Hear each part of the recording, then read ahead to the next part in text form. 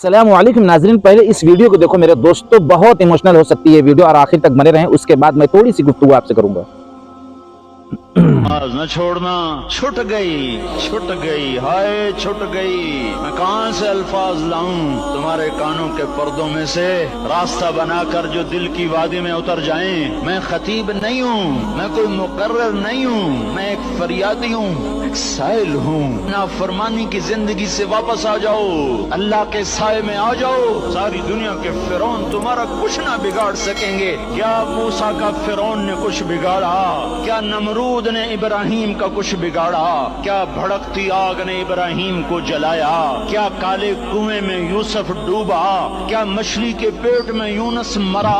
अरे अल्लाह को साथी बना लो। मेरे दोस्तों, आपने इनकी वीडियो देखी मेरे दोस्तों, दिल को यानी झकझोर देने वाली ये वीडियो थी, ईमान के अंदर बहुत ताकत पैदा कर देने वाली ये वीडियो थी मेरे दोस्तों। नमाज किसी हाल में माफ नहीं है, हम नमाज के पाबंद हो जाएं, इसलिए कि नमाज जो है हम सबके रब का सबसे बड़ा हुक्म है, यानी उनके सामने झुकना, उनको सजदा करना, ये बंदगी का सबूत है मेरे दोस्तों। आप जुबान से अल्लाह को मानते हैं, लेकिन अल्लाह की मानना है, यानी अल्लाह के हुक्मों को मानना है। किसी भी हाल में सारे काम को छोड़ के आपको नमाज पढ़ना है। नमाज किसी हाल में माफ नहीं है, चाहे आप बीमार हो, चाहे आप सफर में, चाहे हजर में हो, चाहे आप नहा नहीं सकते हो, उसका भी तरीका बताया गया है, चाहे आप नापाकी में हो और नहीं नहा सकते हो, उसका भी तरीका बताया। यानी कोई ऐसा रास्ता नहीं छोड़ा गया कि आपको परेशान किया गया। हर हाल में नमाज का एक सिस्टम कायम किया गया है, एक तरीका बताया गया ताकि कोई परेशान ना हो। उसको एक बड़ी तादाद उलमा से नहीं जुड़ती और महरूम रहती है, कंफ्यूज रहती है कि मैं कैसे नमाज पढ़ूं, मेरे को छीटा पड़ा हुआ है, मैं नापाक हूं, मैं कैसे नहाऊं, ठंड बहुत ज्यादा है, वो सारे मसाइल हैं। यहाँ तक कि गुस्ल अगर फर्ज हो गया है तो उसके लिए भी तयम्मुम है, यानी आपको पानी छूना ही नहीं है, तयम्मुम से आपका गुस्ल हो जाएगा। अगर बीमारी के बढ़ने का अंदेशा है,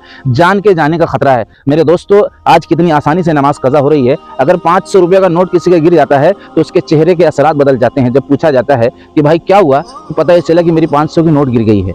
हैरान और परेशान होकर घूम घूम के जो है इंसान ढूंढता है उसको, और अपना मलाल जो है दूसरों को जो है बताता है कि मेरा तो 500 गिर गया। लेकिन वहीं पर एक वक्त की नमाज उसकी छूट जाती है, उसको कोई फर्क नहीं पड़ता, जबकि 500 रुपये का कोई मुकाबला नोट से नहीं। मेरे दोस्तों, एक मरतबा का वाक़या है कि मेरे घर वाले जो है शादी में जो है शिरकत किए, और वहाँ पर मेरी बेटी की एक वक्त की नमाज सिर्फ कज़ा हो गई, फजर की। मेरे दोस्तों, मैं आपसे इसलिए बता रहा हूँ ताकि आपके अंदर भी एहसास पैदा हो। एक हफ्ते तक हमारे घर के अंदर उस पर जो है बहस होती रही कि कैसे नमाज कज़ा हो गई, कैसे नमाज कज़ा हो गई, आइंदा हम शादी में शरीक नहीं होंगे। इस तरह की बहस होने के बाद तब से लेके अब तक फिर कोई वजह ऐसी नहीं बनी, कमोबेश 4-5 साल गुजर गया कि नमाज उस बच्चे की कज़ा हुई हो। और मेरे घर के सारे लोग माशाल्लाह पांचों टाइम की नमाज पढ़ते हैं, और बच्चे से लेके बड़े तक, यानी 10 साल के बाद जितने भी बच्चे हैं मेरे, सब नमाज के पाबंद हैं।